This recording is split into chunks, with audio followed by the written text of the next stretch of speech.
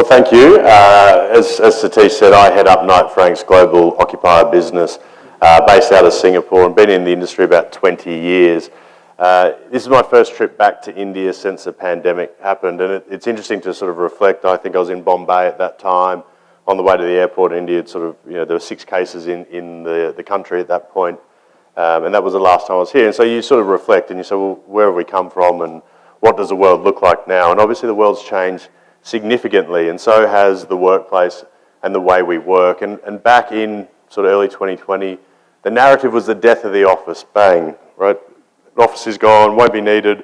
40% reduction in space is probably going to be the norm, and so on. There was just so much noise around it. And part of our job in the industry that we do and who we are is to cut through that noise and to really try and capture what CREs are thinking and what they're feeling around the workplace and the trends. And with that, we've published your space report, which you'll see on your desk.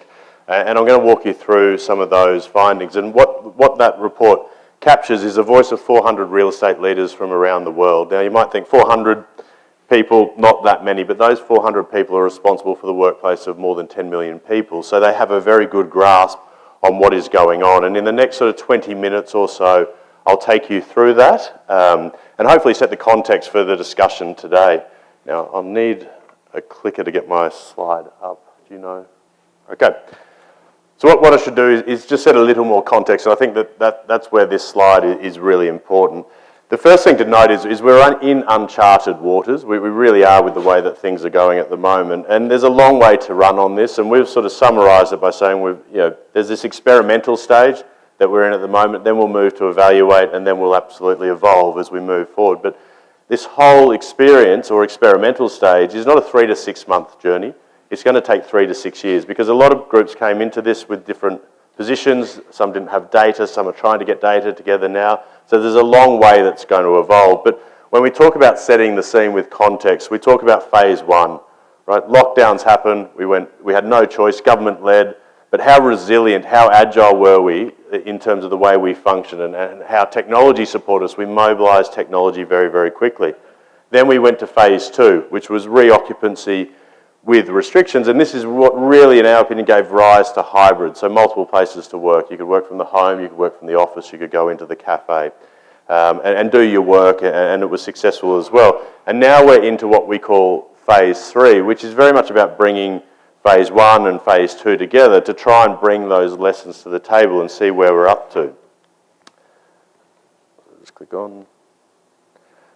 So phase 3 is all about bringing phase 1 and phase 2 together. It's complex, it's messy. There's a lot we're trying to pull together to see how this can work.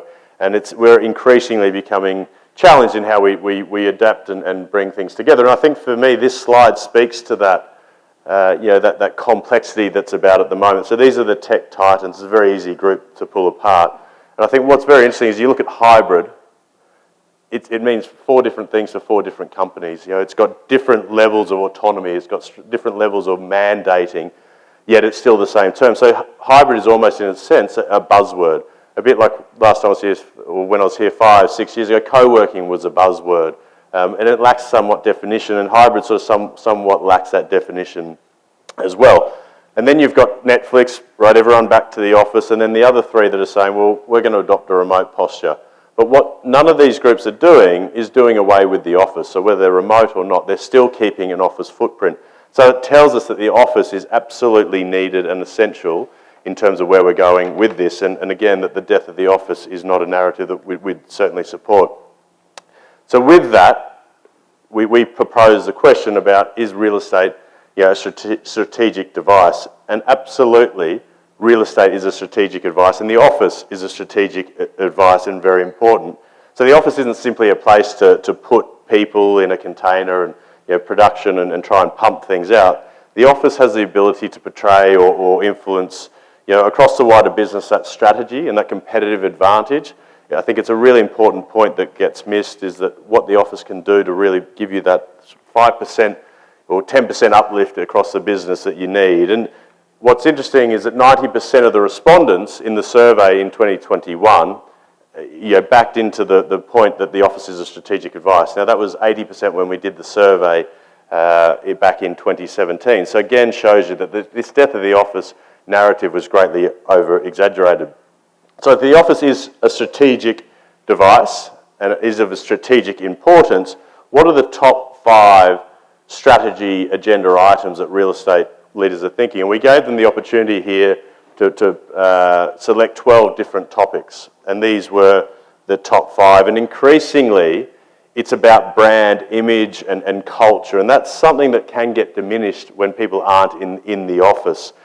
It's also about managing cost of real estate without impacting on a company's ability to attract and retain talent. And I think that's where we sometimes overlook how important the office can be to attract and retain talent. We often think it's about giving flexibility, but we know in tight labour markets like where we're in at the moment, people are coming into the office and there's a good culture, they're surrounded by their friends, they're having lunch dates with their friends or coffees, and that keeps them a bit stickier to the business as well. So there's a huge impact at play there. But it's also increasingly about creating spaces that support health and well-being. That's become ever important throughout COVID. That health and well-being narrative with better workplaces that support with wellness rooms, green spaces and so on. So that is really coming up the agenda more and more as we look at this. But I think what's interesting on this survey is probably not what's on there, but what's not on there. And what came in number 10 in our survey was ESG. And I think that's astonishing because look at where we are right now with that conversation, that it was only 10th now. I hazard a guess when we do this survey in 6 months' time, that will be certainly in the top 5 for sure. I would have no doubt around that. And to sort of support that, is that when we profiled companies, 40% of those who responded had a commitment to net zero carbon targets. Now that's publicly stated. For a lot of these businesses, they're listed. That's on the record. They can't walk away from that. So that they are absolutely committed to it. And furthermore, of those 40%, 77% of those had a target by 2030, right? So let's think about this in real estate terms. That's not long. That's a bit over 7 years. That's probably one leasing cycle. That might mean that the building they take tomorrow is a building that will get them through to 2030 as well and be responsible for helping them achieve those net zero carbon emissions. And if you want to understand why that's important, the World Bank has stated that real estate contributes to 40% of global emissions. Now that is in terms of manufacturing it, operating, procuring it, and across all forms of real estate. But it's 40%. So there's no way we can underestimate the role that real estate will have with these companies hitting those net zero targets. But what our survey showed is that despite the ambition, action as it relates to real estate is a bit more limited or has been limited. A commitment to net zero is viewed in our survey as only a moderate influence on future real estate decision making. But that has changed. I've got to preface that this was 18 months ago, but that agenda has certainly changed. And thankfully, since the publication of the research, it's changed significantly. And we're now seeing occupiers make a credibility, a sustainability accreditation key in their decision making. We've got enough examples right now. So if you take the London market, the top sustainable buildings are attracting a rental premium of 7 to 12%. So they are paying for it. It's the same in the Australian market, that occupiers are willing to pay a premium of 8 to 12%. So it's no longer just a nice to have, and will they pay for it, but they certainly are. The other thing that's happening is we're seeing a lot of groups who have put out a brief to market. This will be the search requirement. This is the area we want to be in. Sustainability is one of the key factors. They can't find that building. They're now moving to another location. So it shows how sustainability is certainly at the top of the decision-making tree. If you thought real estate was complex when trying to make decisions post-pandemic, when you had local business units, you had corporate real estate leaders, you had CEOs, CFOs, you now got HR as a result of the pandemic very much in the decision making, and sustainability experts are very much in the decision making as well. So this environment that we're operating in has become ever more complex. Another feature of the current market is that there's not been this huge reduction in occupier portfolios that was anticipated in phase 1 of the great sort of workplace experiment. And our research sort of indicates globally, and again I talk globally, not specific to India, but we're seeing a 10% plus or minus generally around portfolio reduction or increase, or with new requirements as well. So we're not seeing it, and our research back then supported it. It was a 35% decrease, or 35% 35% of respondents suggested they would decrease their portfolio, so not the huge sways. Furthermore, it's supported by the KPMG study that found that at the height of the pandemic, 69% of global CEOs said that they will be reducing their footprint. Fast forward 1 year, that's down to 25%, right? So it shows how we can all get caught up in this storm at that point in time. That next survey will be out, I suggest, in any day now. I feel it would probably be around 20% will probably be the number, but we've certainly got away from this overhyped narrative. But what is absolutely changing is the character and the use of that space. Now, there's a lot going on this slide, so I'll try and I hope it's clear. But if it's not, I'll quickly talk you through some of those points and what we're seeing. So the survey response noted there's a clear flight to quality. That's in every single market that we're seeing around the world, is that the take-up in A grade is above historical averages. There's a recognition that the space has a high level of amenity, right? So again, supporting those wellbeing things that we paid for, and again, creating an experience, giving people a reason to invest in the commute to come into the office. A use of space which is more about collective collaboration rather than individual isolation and individual tasks. So a lot more collaboration areas going into the office to sort of make it more appealing. And an intention to work space harder by removing private desking and moving to more desk sharing, hot desking, neighbourhood sort of setups. And indeed, 60% of those surveyed anticipated a desk-to-person ratio of 50% or less. So you can see where the trajectory that's going on there. So office space is important, but its qualities, quantities, form and function are all being reappraised.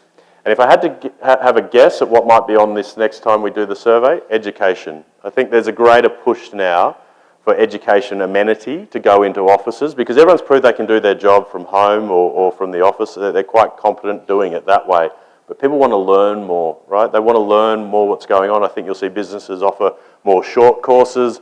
I think you'll see education providers set up closer in the CBD as well to start attracting some of those talents. And landlords, I think, have a big role to play in this as well in some of the common areas where they might put in auditoriums and so on to foster that educational drive. And then at the core of an office is always the HQ, and that's been reevaluated as well. So our survey found that 40% of respondents believe it's likely, very likely or definite that they will relocate their HQ or their core office in the next 3 years. This really surprised us because traditionally when we do work with our clients, the feel is, right, you can go in and you can look at my whole portfolio. Please go in, have a look. We're open to any ideas. We're not saying we'll do it, but we're open to ideas across the whole portfolio. But don't touch the HQ because that's where the CEO sits, that's where the CFO sits. It's our shop front. There's too much IP there. It's too sensitive, so just leave that one off the table. But we've got 40% here saying that what they're going to do.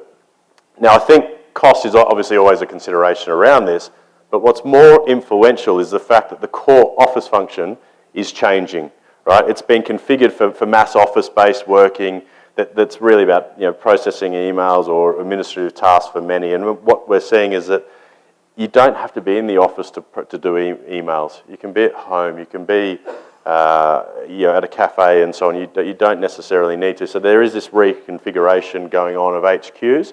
And this will give rise to things like hub and spokes. So those more repetitive tasks might be pushed into back offices and so on. If we've learnt one thing from this pandemic, it's that we are adaptable, we are flexible, and the HQ is now on the table and can be reappraised and looked at accordingly. So with that, how are corporate real estate leaders feeling right now? This is a really exciting piece of research that we've commissioned.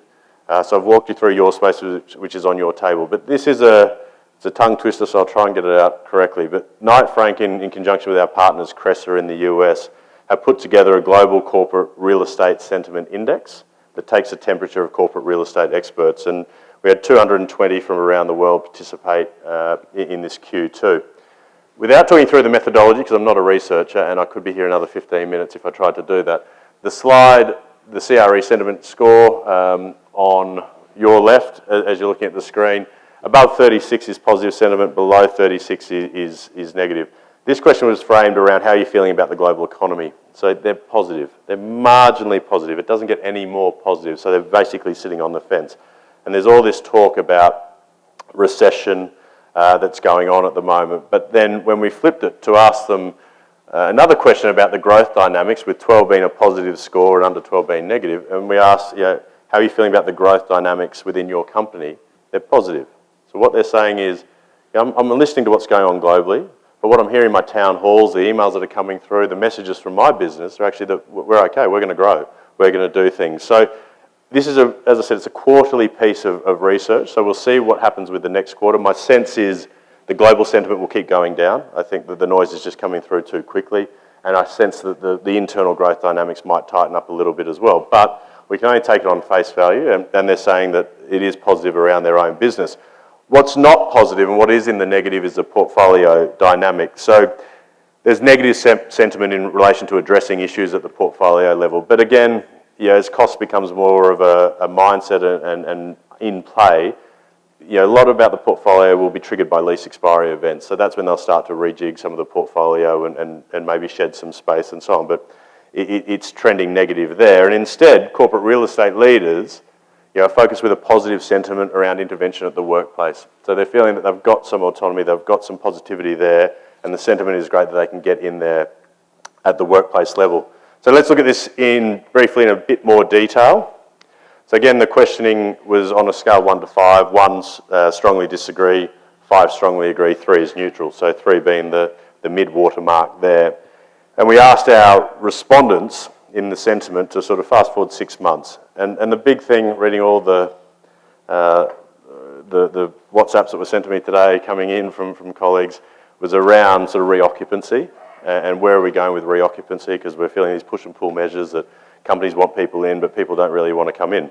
Corporate real estate leaders are slightly negative when we ask them about will we be back to pre-pandemic levels of occupancy in the majority of their offices. But it's a big improvement on the following quarter. And even I was talking to someone this morning, I looked at LinkedIn, and one of our colleagues from the US in New York had posted saying busiest he'd seen the subway, most vibrant he'd seen the street. So there's this general feeling that we are ticking back up with occupancy, but we're not going to get back to, what they're saying is we're not going to get back to where we were to pre-pandemic. And we get asked a lot by journalists, when are we going to get back to 100% occupancy? We're never at 100% occupancy, so it's really important everyone understands that. We used to run about 60, 70% globally, was probably the average, because you had sick days, you had long service leave, you had off-sites, you had people travelling. So we're seeing it at about 40% is probably where we're at the moment. And that this is selling, so we should get around 50, 55% or thereabouts. The other interesting thing that might happen with reoccupancy is all this talk about recession, and people start to be fearful for their jobs.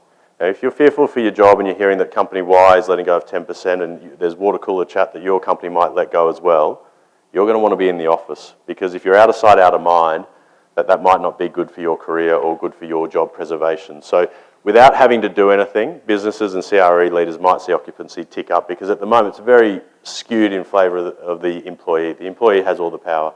Unemployment has defied logic throughout the pandemic. Mainly with government supports and sort of goodwill as well. But we think you'll start to see office occupancy tick up purely as the economy starts to tighten. Some other key things to point out here. The other 3 dynamics are positive. So they're positive about the ability to increase the amenity and services found within their office. So to make it a more compelling proposition to staff, because they now have that choice of where they work. And they're also confident about redesigning and reconfiguring their space to support that collaborative, connected work and enhancing brand, image and culture. So it sort of feels like the messaging they're having with the C-suite is starting to land that, well, if we want people back in, we've got to create an experience, we've got to give them that reason to invest in the commute. So they're feeling confident of their ability at that workplace level to get in and interact change. So whether it's through the long-term lens of your space or the short-term perspectives that we've just outlaid to you in our corporate real estate index, there's little doubt that the world of work is changing, and as a result the office itself is definitely on the table and liable to change. So we see it characterised through 4 S's, as we put it. So we've argued it's strategic. The office has a strategic role to play and to support the wider agenda of the business. It has to be safe. If the pandemic's taught us one thing, offices need to be safe. They've got to protect the people and give them comfort and support their wider well-being as well as mental health. Has to be sustainable. I know sustainability will come through in the topics today, but If you think it's not coming, yeah, these trends as they move in mature markets like the Londons of the world and so on, they will come through, because that becomes the expectations of these businesses, that if I'm based in London, I'm taking, or the US, and I'm taking sustainable building, I now want that into my wider portfolio. So it is coming through. And then smart. We haven't spoken a lot about smart buildings, but technology certainly has a big role to play, and the capturing of data as well, because it can support better real estate decisions. It can make things more efficient. You get to see the utilisation of space. You can tell whether that area is vibrant or that area is vibrant, and if that area is not, then how can we make that area come up to speed and so on. I think data's also got a role to play where it can help a wider business. So Pan-India, for instance, you might see that, wow, our occupancy in Delhi's up at 60%, but Bangalore's only 40%. Right, let's talk to the Delhi team about what they're doing, what are the initiatives and so on. So it can help at a management level as well there. So, look, there's plenty of life left in the office. There's plenty of demand that's coming through from occupiers for offices. But what will change markedly is the character and the qualities from what we saw before the pandemic struck. But thank you very much for your attention, and enjoy the rest of the day.